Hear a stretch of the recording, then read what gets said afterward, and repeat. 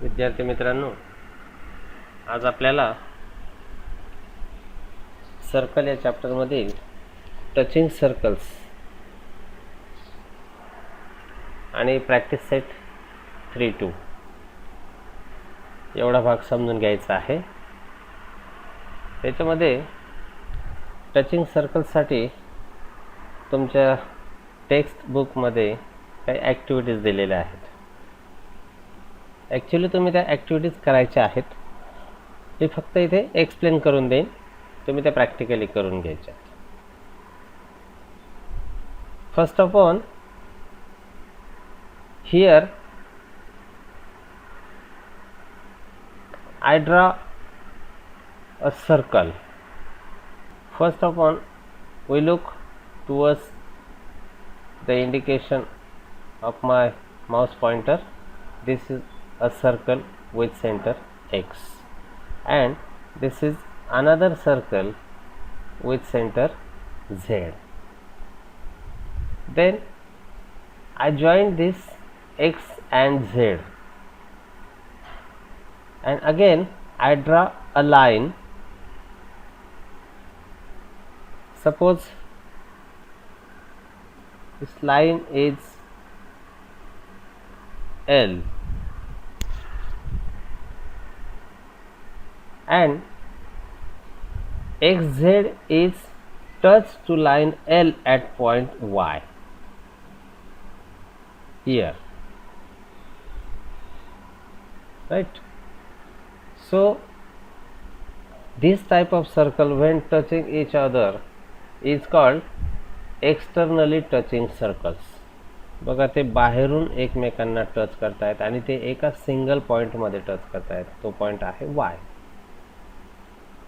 आणि जेव्हा तुम्ही एक्स झेड जोडलात, आपोआपच Y हा त्याच रेषेवर येतो. म्हणजे they are collinear points. X Y Z are collinear points. आता हे कसं असतं, काय असतं, ते आपण प्रूव्हमध्ये प्रूव्ह करणारच आहोत. प्रूव्ह दॅटमध्ये त्या पद्धतीने फक्त यांना बाहेरून टच होत आहेत, म्हणजे यांना एक्सटर्नली टचिंग सर्कल्स असं म्हटलं जातं. त्याच्यानंतर दुसरी फिगर आहे बघा. इथे दोन सर्कल काढलेत. पहिले हे लहान सर्कल, याचा सेंटर आहे X, आणि दुसरं हे मोठं सर्कल ज्याचा सेंटर आहे Z. आणि दोघांना एक टँजंट काढली. दोघं ज्या पॉईंटला टच होतात तोच पॉईंट इथे मी इंडिकेट करतोय बघा, आणि त्याला नाव दिलं Y. आणि जेव्हा मी XZ Y पर्यंत जोडलात, तर पुन्हा इथे सुद्धा XYZ किंवा XZ ZXY किंवा YXZ हे कोलिनियर पॉईंट्स असते. म्हणजेच सर्कल्स इंटरनली टचिंग असोत, एक्सटर्नली टचिंग असोत, तरीसुद्धा त्यांचे सेंटर जर जोडलेत आणि त्यांना टँजंट काढलीत, तर ती टँजंट आणि त्यांचे सेंटर्स हे कोलिनियर पॉईंट्स असतात. हे आपल्याला या ॲक्टिव्हिटीवरनं तुम्हाला समजेल. तुम्ही ॲक्टिव्हिटीमध्ये ज्या ज्या कृती दिलेल्या आहेत, ज्या गोष्टी सांगितलेल्या आहेत, त्या पद्धतीने फिगर काढून बघा, तुम्हाला ते निश्चितच क्लिअर होईल. तोच भाग या ठिकाणी एक्सप्लेन केला आहे. बाकी इथे लेट्स थिंक्समध्ये काही प्रश्न विचारलेले आहेत, ते तुम्हाला सहज सोडवता येतील. मी त्याच्यावर काही फोकस करत नाही. आपण एक्झाम्पल किंवा त्याच्या थेरमकडे आपण वळूया. थेरम आहे बघा. If two circles touch each other, their point of contact lies on the line joining their centres.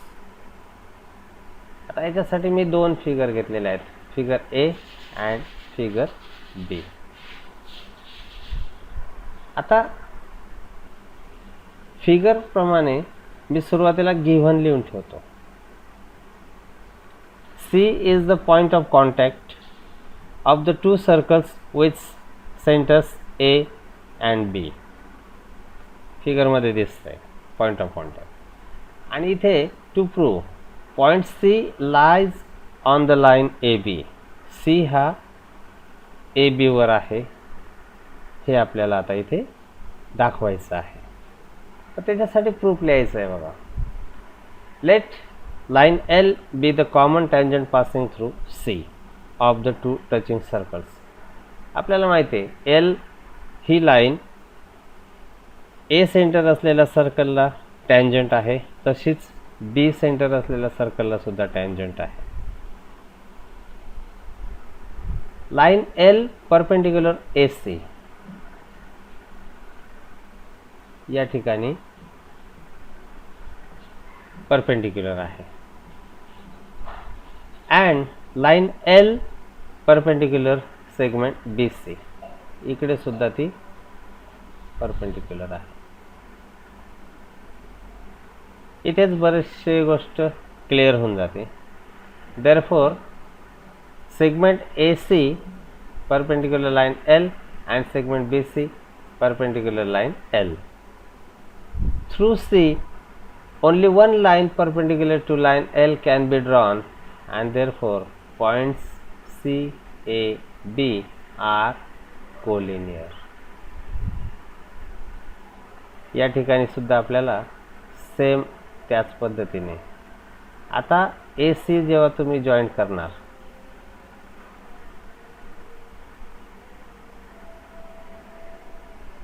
तेव्हा लाईन एल आणि A C both R perpendicular, म्हणजे या मोठ्या सर्कलची ही टँजंट आहे आणि हा पॉईंट ऑफ कॉन्टॅक्ट आहे. लहान सर्कलसाठी सुद्धा तोच पॉईंट ऑफ कॉन्टॅक्ट आणि तीच टँजंट आहे. आणि इथे ही गोष्ट क्लिअर होईल की हे सुद्धा कोलिनियरच आहेत. मग आपण काय शिकलोत ते या ठिकाणी पुन्हा एकदा रिवाइज करा. The point of contact of the touching circles lies on the line joining their centers.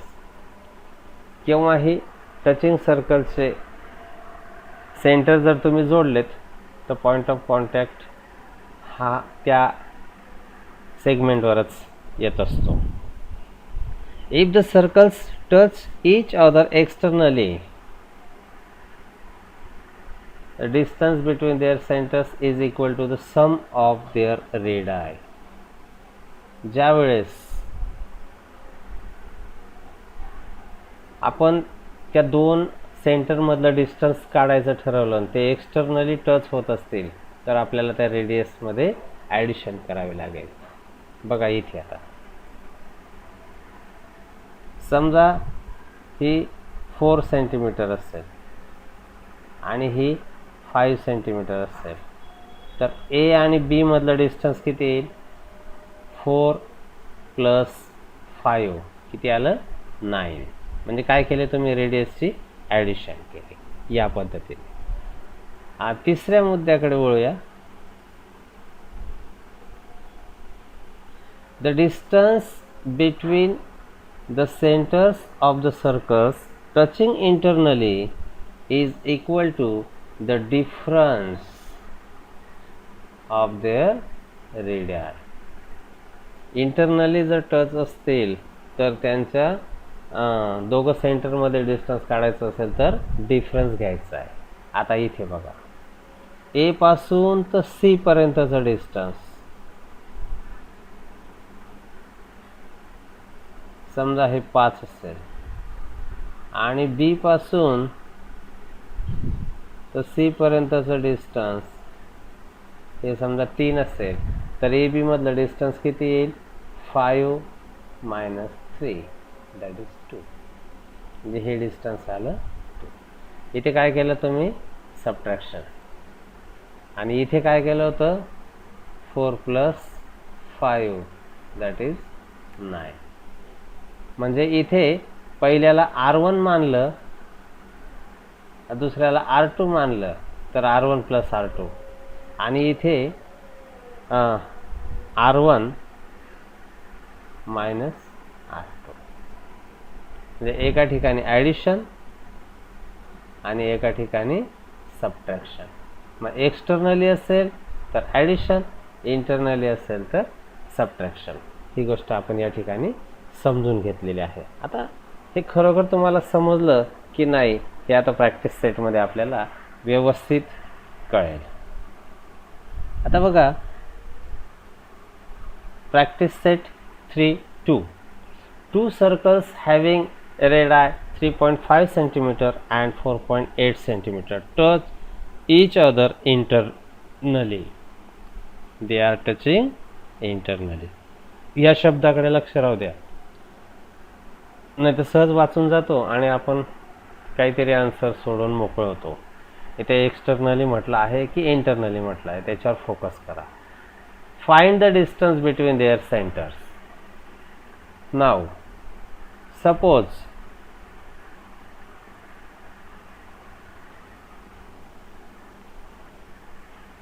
R1 is equal to 3.5 centimeter, R2 is equal to 4.8 centimeter. आता माहिती आहे आपल्याला R2 is greater than R1. हे लक्षात ठेवायचं. Two circles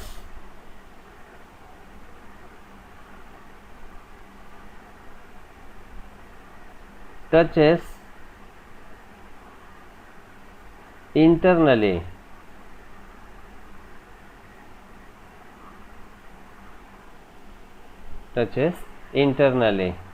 Therefore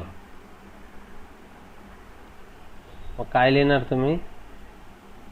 The distance between the centers of the circles touching internally is equal to the difference of their radii. मग इथं याचा डिफरन्स घ्यायचा आहे. मग डिफरन्स घेताना सगळ्यात मोठी रेडियस कोणती? R2 minus R1. मग व्हॅल्यू पुट करा.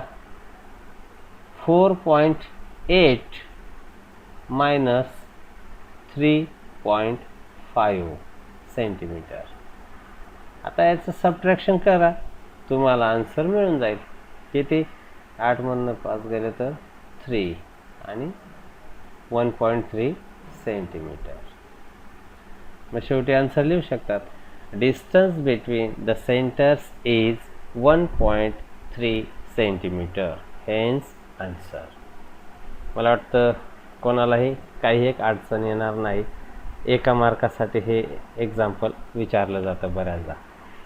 आता इथे दुसरं एक्झाम्पल त्याच टाईपचं आहे. फक्त नीट वाचन करा म्हणजे तुम्हाला त्यातले बारकावे कळतील. Two circles of radii 5.5 cm and 4.2 cm touch each other externally. आता ते कसे टच होत आहेत? Externally. Find the distance between their centres.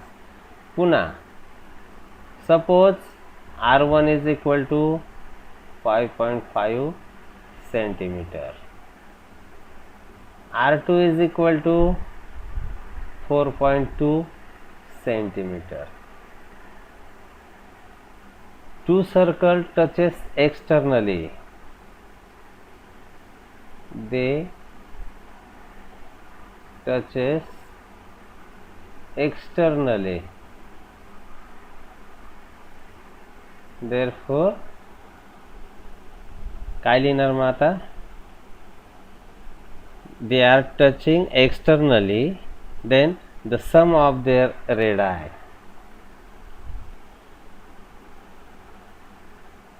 Sum of their radii is equal to the distance between their centers. मग R1 plus R2 किती येतील? 5.5 plus 4.2 किती आलं आन्सर? 9.7 सेंटीमीटर. एक्सटर्नली असतील तर ॲडिशन घ्या, इंटरनली असतील तर डिफरन्स घ्या आणि हे दोन सेपरेट एक्झाम्पल एक एक मार्काचे आहेत ते विचारू शकतात, याच्यावर फोकस करा. हा फार बेसिक टॉपिक आहे. आता तिसरा question, if radii of two circles are 4 cm and 2.8 cm, draw figure of these circles touching each other first externally and second internally. आता आपल्याला समजून घ्यायचं आहे की याच्यामध्ये R1 4 सेमी आहे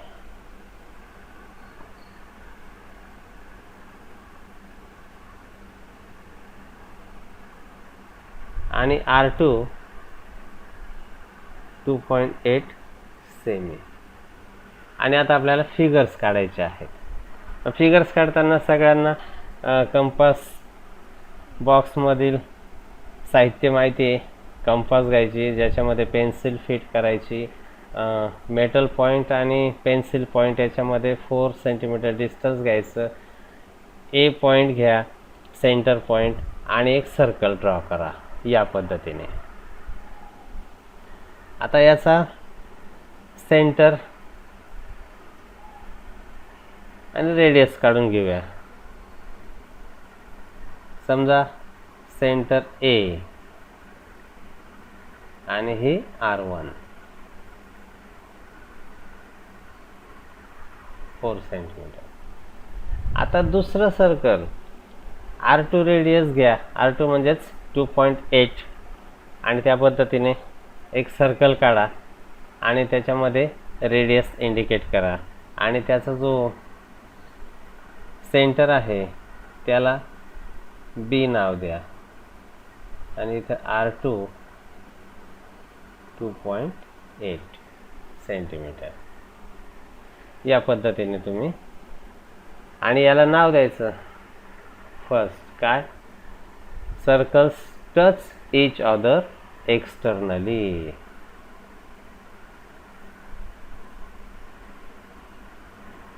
मी जेवढं बोललो तेवढं लिहा. Circles touch each other externally. आता दुसरा भाग इंटरनली.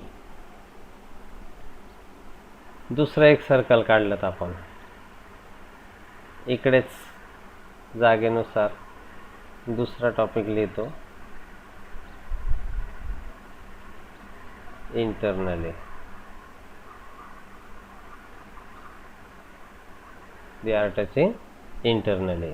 आता एक सर्कल काढलं, त्याच्यामध्ये 4 सेंटीमीटर रेडियस आहेच. मग आता हे आपण दाखवून देऊ.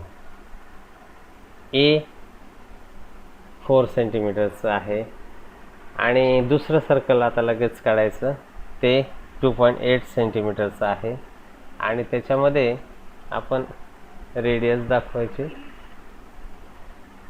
आता या पद्धतीने ती फिगर येईल. तुम्ही जेव्हा ती फिगर काढणार तेव्हा तुमच्या लक्षात येईल ती एका पॉईंटमध्ये इथे ते टच होते. इथे ते या पॉईंटमध्ये टच होत होते एक्सटर्नली, इथे ते ह्या पॉईंटला टच होत आहेत इंटरनली. अशा पद्धतीने यालाही तुम्ही R1 R2 लिहून रेडियस लिहू शकतात.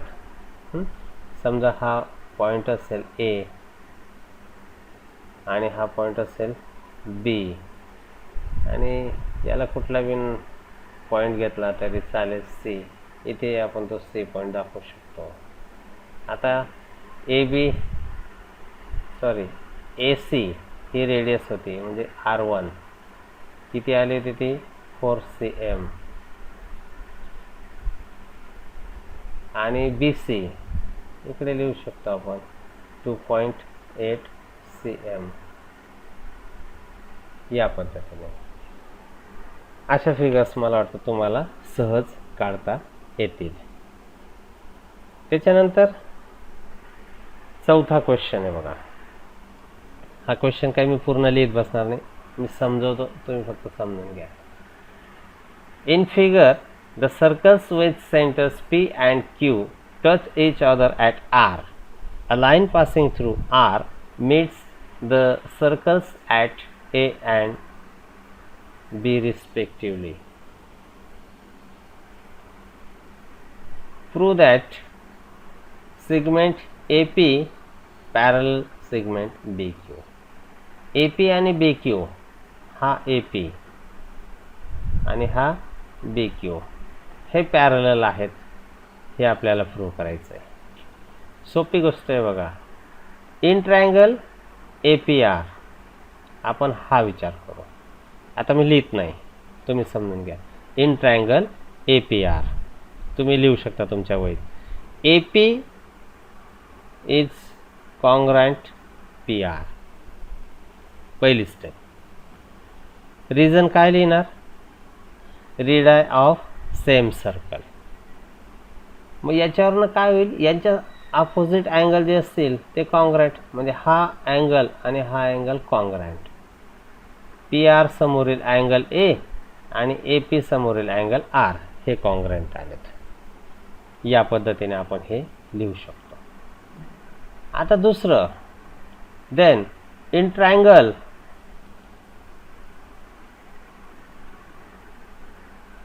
बी Q R, B Q is congruent R Q. इथे सुद्धा हे angle B is congruent angle R,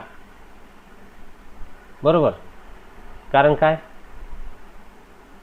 सारख्या साईड समोरील अँगल कॉन्ग्रँट असतात, हे लक्षात आलं. आता हे का मी इक्वल लिहिलं बी क्यू इज कॉन्ग्रँट क्यू आर? कारण ते सुद्धा रेडियस आहेत, एकाच सर्कलच्या रेडियस आहेत, त्यामुळे आपण ते लिहू शकतो. आणि फिगरमधनं तुमच्या लक्षात येईलच की पी क्यू आणि ए बी या दोन लाईन्स एकमेकांना ह्या पॉईंटला इंटरसेक्ट करतात. साहजिकच हा अँगल आणि हा अँगल काय झालेत? Vertically opposite. मग हे अँगल कसे आलेत? कॉन्ग्रँट. मग जर हे अँगल कॉन्ग्रँट आलेत तर हा अँगल आणि हा अँगल तेवढेच आहेत की नाही? हे सुद्धा कॉन्ग्रँट. मग हे कॉन्ग्रँट आलेत तर ए पी आणि बी क्यू यांना ही एक ट्रान्सव्हर्सल आहे ए बी असं जर समजलं तर हे अल्टरनेट अँगल तयार होतात. आणि अल्टरनेट अँगल जर कॉन्ग्रँट असतील तर ए बी ट्रान्सव्हर्सल असेल तर ए पी आणि बी क्यू कसे असतील? पॅरलल असतील. ते आपल्याला सहज लिहिता येईल.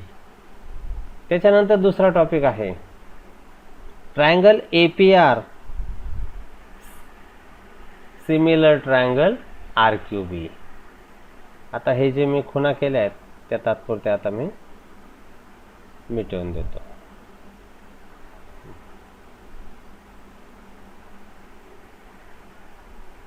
ए पी आर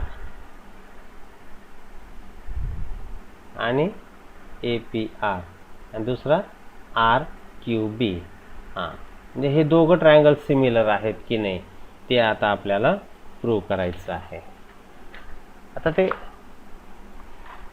सिमिलर दाखवण्यासाठी आपल्याला पहिल्यांदा त्याचे अँगल बघायचे. इन ट्रायंगल याच्यासाठी लिहून घेतो आपण.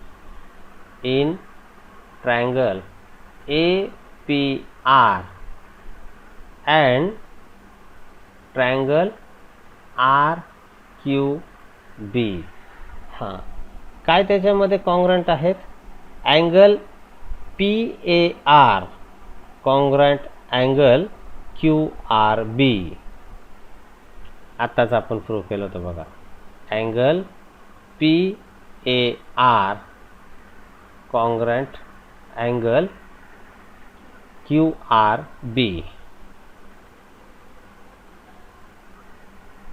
बघा इथे मी इंडिकेट करतो पी ए आर आणि क्यू आर बी हे दोन्ही कॉन्ग्रँट आहे. मग अशीच आपण हे प्रूव्ह केलं म्हणून हे डायरेक्ट लिहू शकतो आपण. नाही तर मग हे स्टेप क्लिअर झाल्यानंतर आपण हे लिहिलं असतं. जर हा एकच प्रश्न राहिला असता तर त्याच्यावरून आपण हे लिहू शकलो. त्याचबरोबर आता दुसरं पी आर ए हा इकडचा, आणि याच्यासोबत कुठला अँगल येईल मग, QBR, तो इथे लिहायचा, अँगल PRA कॉन्ग्रँट अँगल QBR. आता हा पण एक अँगल आहे, हा पण एक अँगल आहे, बरोबर. आणि मग याच्यावरून आपण सहज लिहू शकतो triangle APR similar triangle RQB by AA test. सिमिलॅरिटीची टेस्ट ही AA टेस्ट, मला वाटतं ही सगळ्यांना माहीत आहे. या पद्धतीने आपण हे सहज सोडवू शकतो. आता राहिला प्रश्न तिसरा, फाइंड अँगल RQB. हा आता काढायचा आहे आपल्याला, किती असते. PAR त्याच्यासाठी दिला आहे 35, हा अँगल दिला आहे 35,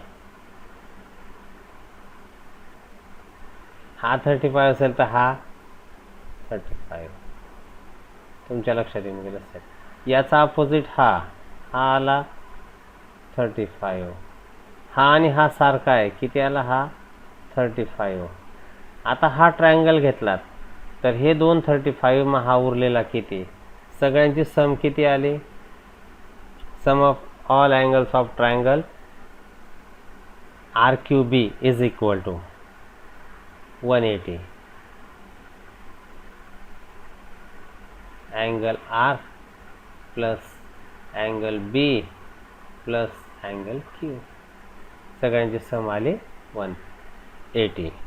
हा आहे 35, हा आहे 35, आणि हा काढायचा आहे आपल्याला. या दोघांची सम किती आली 70. इकडे लिहितो मी angle Q is equal to 180 minus 70 degree. किती आला angle Q, 110 degree angle Q. झालं, तिसरा इक्वेशन आपला कंप्लीट झाला या चौथ्यामधला. या पद्धतीने आपल्याला कुठलंही एक्झाम्पल सहज सोडवता येतं. आता मी ह्याच्या काही गोष्टी डायरेक्ट करत गेलो, ह्या आता तुम्हाला रायटिंगमध्ये पण लिहायच्या आहेत, वहीमध्ये तुम्ही त्या पूर्णपणे लिहून घेऊ शकता. मी एक्सप्लेन करतानाच तुम्ही त्या गोष्टी नोंद करत गेलात तर तुम्हाला लिहायला काही कठीण जाणार नाही. म्हणून माझं एकूण एक वाक्य नीट ऐका आणि ते वहीवर उतरवून घ्या. आता हा पाचवा प्रश्न, हा स्टार क्वेश्चन आहे. हा काही सगळ्यांनाच जमेल असं नाही, पण तरीही जे प्रयत्नवादी आहेत, जे मेहनत करतात, मेहनतवाल्यांना जमू शकेल. तसा हा बऱ्याचदा आलेला पण आहे. कठीणमधला, कधी कधी एक्सटर्नलमधला, म्हणजे पुस्तकाच्या बाहेरील पण काही प्रश्न येतात, त्याच्यातलाही हा प्रश्न असू शकतो असं आता तो पुस्तकातच असल्यामुळे हार्ड क्वेश्चन, हॉट क्वेश्चन आपण म्हणूया. The circles with centers A and B touch each other at E. Line L is a common tangent with which touches the circles at C and D respectively. Find the length of segment CD if the radii of the circles are 4 cm and 6 cm. CD ची length आपल्याला काढायला लावली. थोडं construction करावं लागेल आपल्याला. Construction काय करावं लागेल, AC जोडून घेऊ, BD जोडून घेऊ, AB जोडून घेऊ. या पद्धतीने AC जोडलात. आता AC किती आहे, रेडियस AC 4 सेंटीमीटर. सेंटीमीटर मुद्दाम लिहित नाही कारण खूप गोंधळ होतो लिखाण करताना, त्याच्यामुळे. त्याच्यानंतर BD लिहिला मी, किती आला हा 6 सेंटीमीटर. लांब लिहिला मी मुद्दा, 6 सेंटीमीटर. त्याच्यानंतर AB जोडला, तो E मधून जातोय, तुमच्या लक्षात आला असेल. आणखी एक गोष्ट तुमच्या लक्षात आली असेल, ए सी आणि सी डी टँजंट आणि ए सी रेडियस आहे, they are perpendicular to each other. मग इथे सुद्धा they are perpendicular to each other. बरोबर. आता मेन याच्यात काय ॲडजस्टमेंट करायची म्हणजे कन्स्ट्रक्शन. काय कन्स्ट्रक्शन करायचं टू प्रूव्हमध्ये लिहू शकतो आपण C D is equal to question mark. आता काय करू आपण, जे ए बी आहे यालाच पॅरलल सी मधनं एक लाईन काढून घेऊया या पद्धतीने आणि इथे नाव देऊया त्याला E, A B C D E. आता साहजिकच एक ट्रायंगल मिळाला सी डी ई. कोणत्या प्रकारचा ट्रायंगल आहे, राईट अँगल ट्रायंगल. मग या सी डी ई मध्ये आपण थोडीशी माहिती फिगरमध्ये नीट क्लिअर होत नसेल तर ती करून घेऊया. In triangle C D E, angle C D E is equal to 90 degree. So segment CE is hypotenuse.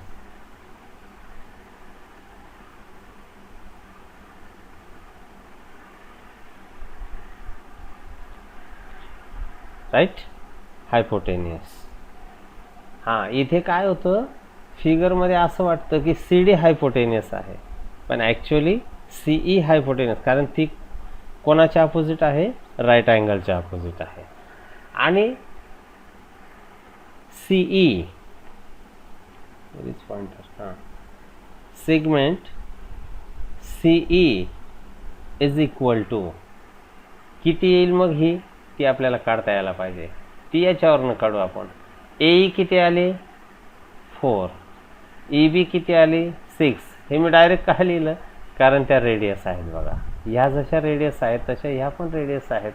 मग या दोघांचे सम किती आले 10, म्हणून ही किती आली सी ई 10. मग ती इथे लिहून घेऊया 10 सेंटीमीटर.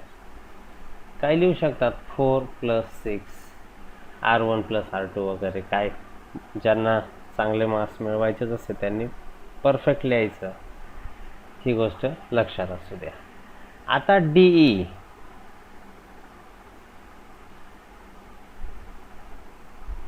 डीई माहीत पाहिजे आपल्याला. मग डीई म्हणजेच काय, बी डी मायनस ई डी. मग ती किती येते 6 - 4. बघा हा 4 आहे की नाही, मग ही सुद्धा 4 आहे डीई. बरोबर. सॉरी, इथे काय लिहिलं मी, बी डी मायनस बीई.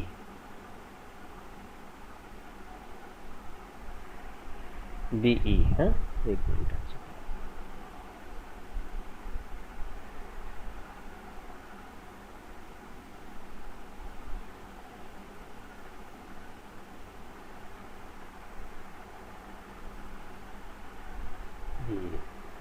किती मिळाली ही 2. बस. आता बाय पायथागोरस थेरम लिहून टाकायचं. बाय पायथागोरस थेरम कोणालाही सोडवता येईल. C E square is equal to C D square plus E D square. Figure प्रमाणे सीई किती आहे 10 स्क्वेअर, सी डी विचारलेलाच आहे प्लस 2 स्क्वेअर. मग adjustment C D square is equal to 10 square minus 2 square. So 100 - 4 96.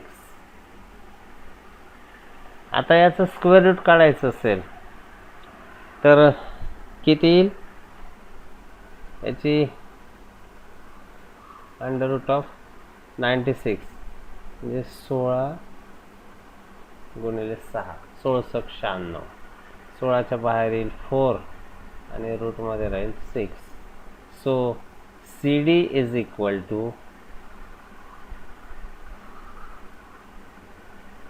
4 under root 6 centimetre.